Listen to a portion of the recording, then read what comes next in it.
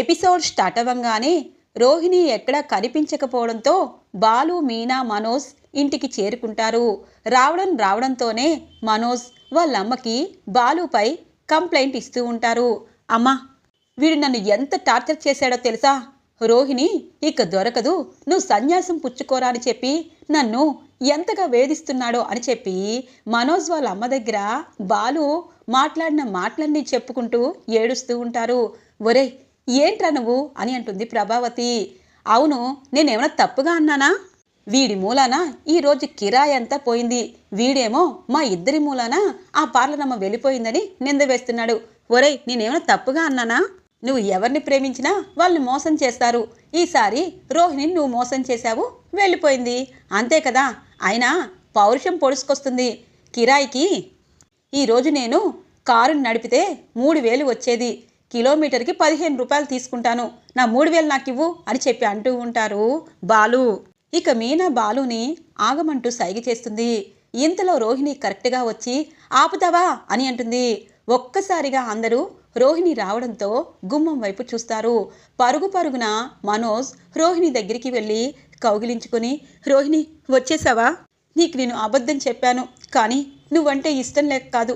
రోహిణి, చూసావా, భార్య వెళ్ళిపోతే భర్తకి ఎలాంటి అవమానాలు జరుగుతాయో ఇలా అవుతుందనే నేను నిజం చెప్పలేదు అని అంటారు మనోజ్.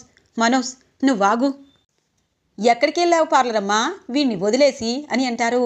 నేను మనోజ్ మీద కోపంతో కాదు, నువ్వు వాడిన మాటలకి తట్టుకోలేక నేను నా ఫ్రెండ్ ఇంట్లో ఉన్నాను అని అంటుంది రోహిణి. పోనీలే, వచ్చావు కదా అని చెప్పి ప్రభావతి గబగబా రోహిణి దగ్గరికి వెళ్తుంది. ఇక సత్యం అంటారు, అమ్మ రోహిణి, నీ ఫ్రెండ్ ఇంట్లో ఉన్నానని ఒక్క ఫోన్ మాకెందుకు చేయలేదు? ఇంట్లో గొడవలు పడి బయటికి వెళ్తే నలుగురు ఏమనుకుంటారు అని అంటారు. క్షమించండి మామయ్య గారు, మనోజ్ చేసిన మోసానికి కోపం వచ్చింది. కానీ ఈ బాలు నా భర్తని పార్కులో వీడియో తీసి అందరి ముందు పబ్లిక్లో పెడితే ఆ భార్యకి ఎలా ఉంటుంది? ఈయన మాటలకి, ఈయన చేసే పనులకి ఈ ఇంట్లో ఉండాలి అంటేనే నరకంగా ఉంది. ప్రతిసారి నా భర్త మనోజ్ని తిడుతూనే ఉంటారు. మీరేమైనా ఊరికి నేను తిండి పెడుతున్నావా బాలు? నా భర్తకి నేను పోషిస్తున్నాను కదా అని అంటుంది. ఇక రోహిణి, ఆపమ్మ పార్లరమ్మ, నీ భర్త ఉద్యోగం పోగొట్టుకుని పార్కులో ఉంటే నేను వీడియో చూపిస్తే నువ్వు వాళ్ళకి వెళ్ళిపోయావు. ఇప్పుడు మళ్ళీ నా మీద అరుస్తున్నావు ఏంటి? ఇంతకీ నీ భర్తని ఊరంతా తిప్పి ఎక్కడెక్కడో ఎతికాను, నువ్వేమో ఇప్పుడు కులాసగా వచ్చి నా తప్పంటున్నావు. చూసావా అమ్మావతి, నీ కోడలు, నీ కొడుకు, నువ్వు ఒకేలా ఆలోచిస్తారు. ఏదైనా మాట్లాడితే నా తప్పంటారు అనగానే మీనా అంటుంది, ఊరుకోండి, రోహిణి ఇంటికి వచ్చింది కదా, కుటుంబంలో ఇలాంటి అలకలు అలాగే ఇలా ఉంటాయి. పోనీలే, రోహిణి వచ్చింది అని చెప్పి అంటూ ఉంటుంది. అవునరా బాలు, ఇక ఈ గొడవలకి పులి స్టాప్ పెట్టండి అనగానే, నా భర్త ఉద్యోగం చేశాక, నా భర్త మంచి బిజినెస్ చేశాక అప్పుడు మీరన్న ప్రతి మాటకి సమాధానం చెప్తాను రా మనోజ్ అనగానే, ఆగమ్మ పార్లరమ్మ, నీ భర్తకి మేము ఊరికి అనలేదు, ఎందుకంటే వాడు తప్పు చేశాడు కాబట్టి అన్నాము. అందుకే నీ భర్త తప్పు చేసినా నువ్వు అన్నీ పక్కన పెట్టేసి మనోజ్తో పాటు పైకి వెళ్తున్నావు. కానీ కిరాయి డబ్బులు ఎవరిస్తారు అనగానే పర్సులో ఉన్న 3,000 ఇక బాలు ముఖాన కొడుతుంది. రోహిణి అని అంటుంది మీనా. ఇలా కారు నడిపే కదా, అందరికీ ఎక్కడెక్కడ స్టాపులు ఉన్నాయో అక్కడ వెతికి పెడతాడు. అందుకే నా భర్తని నన్ను కలిపినందుకు ఈ 3,000 పడేశాను అనగానే సత్యం అంటారు, చూడమ్మా, డబ్బులు తీసుకుని బాలుకి ఇవ్వు. కిరాయి తోలిన వాళ్ళకి అలా ముఖాన కొడితే ఖచ్చితంగా వాళ్ళు ఎక్కడ ఉన్నారు అన్నది వెతుక్కుంటూ అక్కడ దింపేసి వస్తారు అనగానే సరే అని చెప్పి ఇక కోపంగా కింద పడిపోయిన డబ్బుల్ని బాలు చేతికిచ్చి పైకి వెళ్ళిపోతుంది. ఇక ప్రభావతి అనుకుంటుంది, అమ్మయ్య, రోహిణి వచ్చేసింది, చాలు, రోహిణి వాళ్ళ నాన్నకి ఫోన్ చేసి పెద్ద బిజినెస్ అనేది మా మనోజ్తో పెట్టించాలి, అప్పుడు కానీ ఈ బాలు మీనా తిక్క కుదరదు అని అనుకుంటుంది ప్రభావతి. ఇది ఇలా ఉండగా ఇక బాలు మీనా తమ రూమ్కి వస్తారు. ఏంటండి నీరసంగా ఉన్నారు అనగానే, నీరసంగా ఉండనా, ఆ కారు ఎన్ని మలుపులు, ఎన్ని బ్రేక్ డౌన్లు, ఇవన్నిటికీ కుదిపేసింది, కాలు నొప్పులు పుడుతున్నాయి మీనా అనగానే, సరే కూర్చోండి అని చెప్పి పాపం కాలుని నొక్కుతుంది మీనా. మీనా, నీకొకటి తెలుసా, పెళ్లి చేసుకుంటారు ఎందుకు అని ఒకప్పుడు అనుకునేవాడిని, కానీ ఇదిగో భర్త కష్టం చేస్తే, భర్తకి ఏదైనా హెల్త్ ప్రాబ్లం వస్తే భార్య ఇలా ప్రేమగా చూసుకుంటారు. అప్పుడు ఆ కష్టం అంతా పోతుంది. నాతో పాటు నువ్వు కూడా తిరిగావు కదా, మరి నీకు కూడా కాళ్ళు నొప్పులు పుడతాయి కదా, నీ కాళ్ళు నేను నొక్కుతాను అనగానే, ఊరుకోండి అదేమీ కాదు అని అంటుంది. లేదు మీనా, భార్య కష్టాన్ని, భార్య పనిని అర్థం చేసుకునే భర్త చదువుకోకపోయినా పర్వాలేదు, పువ్వుల్లో పెట్టి చూసుకుంటారు. నిన్ను పువ్వుల్లో పెట్టి చూసుకుంటాను, పూల గంపలా చూసుకుంటాను అనగానే, పూల బండి కూడా నాకు పెట్టించారు, మర్చిపోయారా అని అంటుంది మీనా. అదెందుకు మర్చిపోతాను, వీడి గొడవ వల్ల గుడి దగ్గర ఒక చిన్న ప్లేస్ చూశాను, అక్కడ గనక పూలు మళ్ళీ ఇంకొక బండి పెట్టాము అంటే మనకి లాభం వస్తుంది, దానికంతా సెట్ చేసేసాను అనగానే, ఎప్పుడు ఇదేనా అనగానే, లేదు మీనా, ఇప్పుడు నాకు నువ్వు చాలా ముద్దొస్తున్నావు అని అంటారు. ముద్దొస్తున్నానా అని అంటుంది. అవును, ముద్ద బంతిలా ముద్దొస్తున్నావు అని చెప్పి అంటూ ఉండగానే, ముద్దొచ్చినప్పుడు ఇక ఆగా పని లేదు అని అంటారు బాలు. అంటే మీరు అని చెప్పి అంటుంది. నేను మీరు అని చెప్పి ఇక మీనా బాలు ఒకటిగా బెడ్ పైన పడుకుంటారు. ఇది ఇలా ఉండగా శృతి అంటుంది, ఈ ఇంట్లో ఏం జరుగుతుందో నాకు అస్సలు అర్థం కావట్లేదు రవి. మంచివారెవరో చెడ్డవారెవరో, మోసం చేసేవారెవరో బయట పెట్టేవారెవరో అస్సలు అర్థం కావట్లేదు. ఇంత కష్టపడుతున్నా మీనాకి గుర్తింపు ఉండదు. ఇక మీ అన్నయ్య ఎవరేం తప్పు చేసినా పెద్ద గొడవ పెడతాడు. ఇక మీ మనోజ్ అన్నయ్య మోసంతోనే ఈ జన్మకి కాలం గడిపేస్తున్నాడు. ఇక రోహిణి తన భర్త తప్పు చేశాడని పుట్టింట్లో వాళ్ళు ఎవరు లేరని చెప్పింది, మరి కేపీ పాలెం వెళ్ళింది. ఇందులో ఏవి నిజాలో ఏది అబద్ధాలో తెలియటం లేదు అని అంటుంది శృతి. చూడు శృతి, ఉమ్మడి కుటుంబం అన్నాక ఇలాంటి సమస్యలే వస్తాయి. ఇప్పుడంతా కూల్ అయ్యింది కదా, నువ్వు టెన్షన్ పడద్దు అని అంటారు రవి. సరే సరే అని అంటుంది శృతి.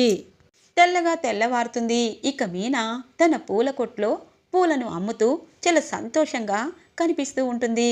బాలు వస్తాడు. ఏంటి మీనా, ఈరోజు గిరాకీ అదిరిపోయింది కదా అనగానే, అవునండి, మీరు చెప్పారు కదా 10 మూరలు అన్ని రకాల పూలు తీసుకుంటే అన్నీ ఒక్కొక్క మూర ఫ్రీగా ఇవ్వాలని, అలాగే చేశాను, అందుకే ఈరోజు మొత్తం అయిపోయింది అనగానే, ఇటు చూస్తూ అటువైపు మా సర్పావతికి 3 పూట్ల భోజనం వండి పెడుతున్నావు, ఏంటి మీనా అనగానే, ఏం చేయాలండి, నేను అత్తింటి కోడల్ని, నేను పూలమ్ముతున్నానని ఇంట్లో పనులు మానేస్తే ఎలాగా, ఎవరో చేస్తారు, వాళ్ళు చేస్తేనే నేను చేస్తాను అని చెప్పి అనుకుంటే ఈ మీనా మీనాలా ఉండదు అనగానే, మీనా ఒక్కొక్కసారి నిన్ను చూస్తుంటే నాకు జెల్స్గా అనిపిస్తుంది. ఎంత కష్టం వచ్చినా ఎవరు ఏమన్నా నువ్వు మనసుని చాలా గట్టిగా పెట్టుకొని ఆ బాధనంతా దిగమింగుతావు. నేనా టైపు కాదు, ఎవరైనా ఏదైనా చేస్తే వాళ్ళకి డబల్ ఇచ్చేదాకా ఈ బాలుగాడు నిద్రపోడు అని అంటారు బాలు. సర్లే అండి అని అంటుంది మీనా. ఇక రోహిణి అలాగే ఇటువైపు మనోజ్ ఎడముఖం పెడముఖంగా ఇక బెడ్రూమ్లో ఉంటారు.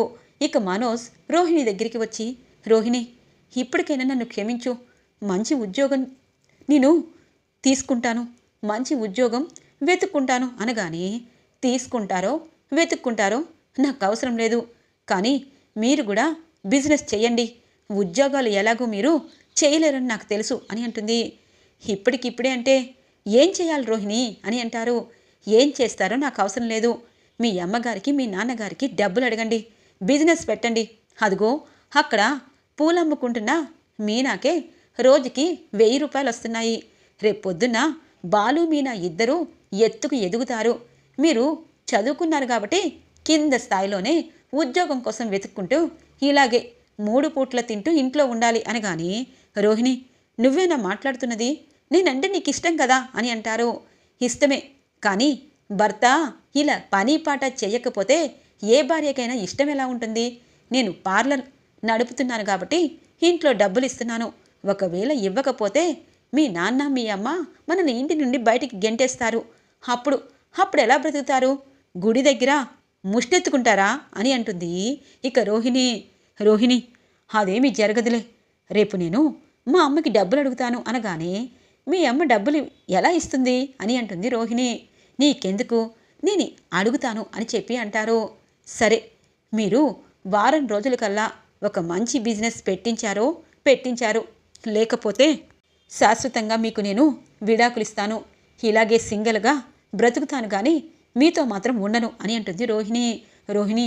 అంత పని చేయొద్దు, ఖచ్చితంగా మా అమ్మకి నేను ఎలాగో ఒకలా డబ్బులు అడుగుతాను, ఖచ్చితంగా కార్లు డీలర్షిప్లో మనం ఒక 50 లక్షలు కానీ 25 లక్షలు కానీ కట్టామంటే మనకి డీలర్షిప్ ఇస్తారు. అప్పుడు కార్ల షోరూమ్ పెట్టుకోవచ్చు. ఆ బాలు మీనాకి మైండ్ బ్లాంక్ అయ్యే విధంగా నేను ట్విస్ట్ ఇస్తానుగా అని అంటారు. ఇక మనోజ్ ఏమో ఏం చేస్తారో, మాటలు బాగానే చెప్తున్నారు అని అంటుంది రోహిణి. ఇది ఇలా ఉండగా మౌనిక మార్కెట్కి వచ్చి మార్కెట్లో అన్ని కూరలు కొంటూ ఉంటుంది. ఇంతలో మీనాక్షి కనిపిస్తుంది. ఇక మౌనిక టెన్షన్ పడుతూ ఉంటుంది. ఇదేంటి ఈ అమ్మాయి టెన్షన్ పడుతుంది? ఇంట్లో అందరూ వాడితో వద్దు, వాడు శాడిస్ట్ అని చెప్పినా వాడితో పెళ్లి చేయించుకుంది. ఇప్పుడు మార్కెట్లో కూరగాయలు కొనడానికి వచ్చింది. అక్కడ ఎన్ని తిప్పలు పెడుతున్నాడో అని చెప్పి, అమ్మాయి మౌనిక, ఇదేంటి మార్కెట్లో ఉన్నావు? నీకెంత ఘనంగా పెళ్లి చేశాము. నీ అత్తవారు కోటీశ్వర్లు, కారులో రాలేదా అనగానే, ఆంటీ నేను కూరగాయలు కొనడానికి వచ్చాను, కొనడం అయిపోయింది, వెళ్తున్నాను. మా అమ్మ వాళ్ళకి మాత్రం ఇలా మార్కెట్లో చూశానని చెప్పొద్దు అని అంటుంది మౌనిక. ఇదేంటమ్మాయి, నువ్వేమైనా తప్పు చేశావా? లేకపోతే మీ అత్తింట్లో నిన్ను ఇబ్బంది పెడుతున్నారా? చెప్పు, మీ బాలు అన్నయ్యకి ఒక్క మాట చెప్పావంటే వాళ్ళు తాట తీస్తాడు అని అంటుంది మీనాక్షి. అందుకే చెప్పొద్దు అనింది అని చెప్పి ఇక మౌనిక ఆటోలో కూరగాయలు కొనుక్కొని వెళ్ళిపోతుంది. ఏదో దాస్తుంది ఈ అమ్మాయి. ఆ ప్రభా గొప్పలు పోతూ నా కూతురు కోటీశ్వరరాలు కోడలు అని చెప్పుకుంటుంది. ఈ అమ్మాయి ముదక చీరలు కట్టుకొని కనీసం మెడలో ఒక బంగారు చైన్ కూడా లేకుండా ఆటోలో కూరగాయలు తీసుకుని వెళ్తుంది. ఇదేదో ఇంపార్టెంట్ విషయమే. మీనాకి బాలుకి చెప్పాలా, లేకపోతే ప్రభాకి చెప్పాలా? ఈసారి ఇంటికి వస్తుంది కదా, అప్పుడు చెప్పచ్చులే అని చెప్పి మీనాక్షి ఇక అక్కడి నుండి తన ఇంటికి వెళ్ళిపోతుంది. ఇది ఇలా ఉండగా బాలు మీనా ఇక పూల షాపు పెట్టి నెల రోజులు అవడంతో వాళ్ళ నాన్నతో మాట్లాడుతూ ఉంటాడు. ఇక బాలు, నాన్న ఫస్ట్ రోజు 600 లాభం వచ్చిందన్నాం కదా, ఆ రోజు నుండి ఈ రోజు దాకా 2000కి తక్కువ ఏ రోజు రాలేదు. అంటే మాకు 68,000 లాభం వచ్చింది, కొట్లో ఖర్చులన్నీ తీసేసి అనగానే, బాలు నిజంగా చిన్న చిన్న వ్యాపారాల్లో ఇంతింత డబ్బులతో చాలా సంతోషంగా బ్రతకచ్చని మీ పూల షాపు పెట్టాక తెలిసింది. చూడు నాన్న, డబ్బులనేవి కష్టపడితే వస్తాయి. 60,000 పక్కన వేశారు. అలాగే నీ భార్య కష్టం ఖచ్చితంగా వృధా పోనివ్వకు. ఆ డబ్బుల్లో నీ కష్టం కూడా చేర్చి తనకి మంగళసూత్రాలు పుస్తల తాడు కొను అని అంటారు. అదే చెప్పాలనుకుంటున్నా నాన్న అనగానే, బాగుంది, వాళ్ళిద్దరు సంపాదన వాళ్ళు పెట్టుకుంటున్నారు, మరి మన మనోజ్ సంగతి అని అంటుంది ప్రభావతి. వాడిని చదివించావు కదే, పెద్ద ఉద్యోగం చేసి ఏలుతాడని చెప్పి ఎవ్వరికి విలువ లేకుండా చేశావు. ఇప్పుడేమో వాడు ఎందుకు పనికి రాకుండా ఉన్నాడు అనగానే, ఇంతలో ఇక మనోజ్ వస్తారు. నాన్న ఇలా అంటే మళ్ళీ రోహిణి వెళ్ళిపోతుంది. అమ్మ ఒక మాట అడుగుతాను రా అనగానే ఇక లోపలికి వస్తుంది ప్రభావతి. ఏంట్రా అనగానే, అమ్మ శృతి నగలు నాకు ఇస్తావా అని అంటారు మనోజ్. ఒరే ఏంటి అంతా అయిపోయింది, ఇక శృతి నగలపై నీ కన్ను పడిందా అనగానే, లేదమ్మా, నేను కార్లు షోరూమ్ పెడితే లక్షల లాభాలు వస్తాయి. శృతికి ఆ నగలేంటి, వజ్రాల నెక్లెస్ కొనవచ్చు. శృతికి తెలియకుండా నగలివ్వు, రేపు నేనవి తాకట్టు పెట్టి ఖచ్చితంగా కార్లు డీలర్షిప్ తీసుకొని ఇక బ్రాంచ్ని ఓపెన్ చేస్తాను. అన్నీ మాట్లాడుకొని వచ్చాను అనగానే, ఒరే మనోజ్, నిన్ను నమ్మి చాలా నష్టపోయాను. ఇప్పుడు అవి మన డబ్బులు కాదు, ఇంటి కోడల డబ్బులు. ఆ నగలు వాళ్ళ అమ్మ సంగతి నీకు తెలిసింది కదా, ఆ శోభ గనక వస్తేనే నాకు భయం వేస్తుంది అనగానే, అమ్మ అంతకంత ఎక్కువ నగలు మనం ఇచ్చేస్తాం కదా, అలాంటప్పుడు భయం ఎందుకు? నువ్వు ఈరోజే అడ్వాన్స్ ఇవ్వాలి. రోహిణి లేకపోతే నాకు విడాకులు ఇస్తానంటుంది, వారం రోజులు టైం పెట్టింది అనగానే, వాళ్ళ నాన్న దగ్గర బోల్డ్ డబ్బులున్నాయి కదరా, దాంతో బిజినెస్ పెట్టించచ్చు కదా అని అంటుంది ప్రభావతి. అమ్మ రోహిణి కోపంగా ఉంది, నువ్వు ఈ నగలు ఇస్తే నేను తాకట్టు పెట్టి అడ్వాన్స్ ఇచ్చేస్తాను. ఇక కార్లు షోరూమ్ ఓనర్ నాకు తెలుసు కాబట్టి డీలర్షిప్ ఓకే అయిపోతుంది. ముందు అడ్వాన్స్ ఇవ్వాలి, త్వరగా నగలివ్వమ్మా అనగానే, ఒరే లాస్ట్ అండ్ ఫైనల్, ఈ నగలు ఇస్తాను, ఈ నగలు తిరిగి ఇవ్వకపోయావు అంటే ఇక నువ్వు నేను ఈ ఇంట్లో నుండి శవాలుగానే వెళ్తాము అనగానే, అమ్మా నీకెందుకు అంత మాట రానిస్తాను? ఆ బాలు మీనా ఇద్దరు ఎదిగిపోతున్నారు, మేము చదువుకున్నా కింద స్థాయిలోకి వెళ్ళిపోతాము. ఇప్పుడు మాకు అవకాశం వచ్చింది కాబట్టి ఆ పని చేస్తాను అనగానే, సరే శృతి నగలు ఇస్తున్నాను, 30 తులాలు, ఇవి ఖచ్చితంగా అమ్మితే చాలా డబ్బులు వస్తాయి. ముందు ఆ పని చేసి కార్ల షోరూమ్ ఓపెన్ చేసేసే. నీ భార్యకి తృప్తిగా ఉంటుంది. ఇక నువ్వు ఎప్పుడు లక్షలు ఇస్తే అప్పుడు పక్కన వేసేసి శృతికి ఇప్పటిలా ఉన్న నగలు చేయిస్తాను అని అంటుంది. థ్యాంక్ యూ అమ్మా అని చెప్పి మనోజ్ ఇక ఆ నగలను తీసుకొని ఇక మార్వాడి కొట్టుకి వెళ్తారు. మార్వాడి, ఏంటి మనోజ్, ఈ నగలన్నీ చాలా లేటెస్ట్గా ఉన్నాయి, కానీ నువ్వేంటి ఈ నగలపై ఇంత అడుగుతున్నావు అనగానే, లేటెస్ట్గా ఉన్నాయని మీరే అంటున్నారు కదా, మరి ఎక్కువ డబ్బులు అడిగితే తప్పేముంది, నేను షోరూమ్ పెడుతున్నాను, కార్ల షోరూమ్ అని అంటారు. సరే సరే ఇస్తాను అని చెప్పి ఇక ఆ నగలన్నీ ఒకసారి టెస్ట్ చేసి మార్వడి ఇక డబ్బుల కోసం లోపలికి వెళ్తారు. కరెక్ట్గా అప్పుడే బాలు అటువైపు కిరాయి ఉండడంతో అదే షాపు దగ్గర కారు నాపుతాడు. మనోజ్ని చూస్తాడు బాలు. వీడేంటి బంగారపు మార్వడి కొట్లో ఉన్నాడు, ఏం జరుగుతుంది అని చెప్పి తొంగి చూస్తూ ఉంటారు. ఇక మార్వేడి తనకి డబ్బులు ఇవ్వడం చూసి ఒక్కసారిగా షాక్ అయిపోతాడు బాలు. వీడేదో చేస్తున్నాడు, అర్జెంటుగా ఇంటికి వెళ్ళాలి, వీడు మళ్ళీ ఏదో ముంచే పనే చేశాడు అని చెప్పి ఇప్పుడు వీడిని అడిగితే జాగ్రత్త పడిపోతాడు అని చెప్పి గబగబా ఇంటికి వెళ్ళి మీనాకి జరిగింది చెప్తాడు. అంటే నగలేమైనా తాకట్టు పెట్టాడా, మార్వాడి షాప్కి వెళ్ళారంటే అలాగే కదా జరుగుతుంది అని అంటుంది మీనా.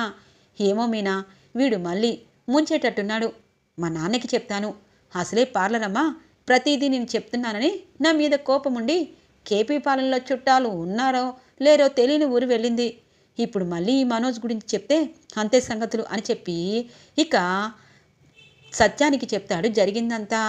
అంటే వాడు నగలు తాకట్టు పెట్టాడా అని చెప్పి అంటారు సత్యం.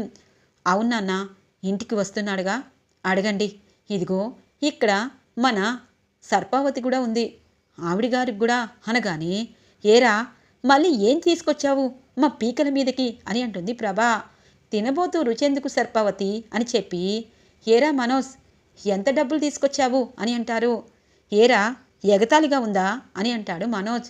ఎగతాళి కాదు, మార్వాడి షాప్లో ఏదో నగలు తాకట్టు పెట్టావు కదా, ఏ నగలు అని అంటారు.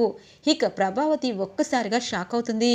ఇటువైపు మనోజ్, ఈ రోజుతో నా జీవితం నిండా మునిగిపోయినట్టే, వీడు చూసేశాడు చెప్పేశాడు అని చెప్పి వణికిపోతూ ఉంటారు. ఇంతలో శృతి రవి వస్తారు.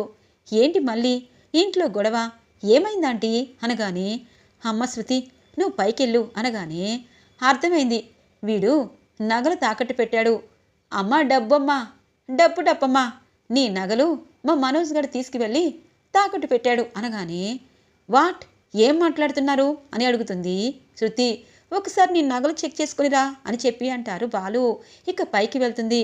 ఆంటీ నగలు కనిపించడం లేదేంటి అనగానే, ఇప్పుడు అర్థమైందా వీడు మార్వాడి కొట్టుకి ఎందుకు వెళ్ళాడో, నాన్న నేను కిరాయికని కరెక్ట్గా అదే మార్వాడి కొట్టు దగ్గర కారు ఆపాను, వీడు డబ్బులు తీసుకోవడం చూశాను, అక్కడే ఏదైనా చేస్తే మళ్ళీ గొడవ అనుకుంటారు, ఇంకా పార్లరమ్మ ఇంటికి రాలేదు, ఒరే మనోజ్ ముందు నగలు తీసుకునిరా అనగానే ఇక సత్యం ఒక్కసారిగా జరిగిందంతా కళ్ళారా చూస్తూ అలాగే ఉండిపోతారు.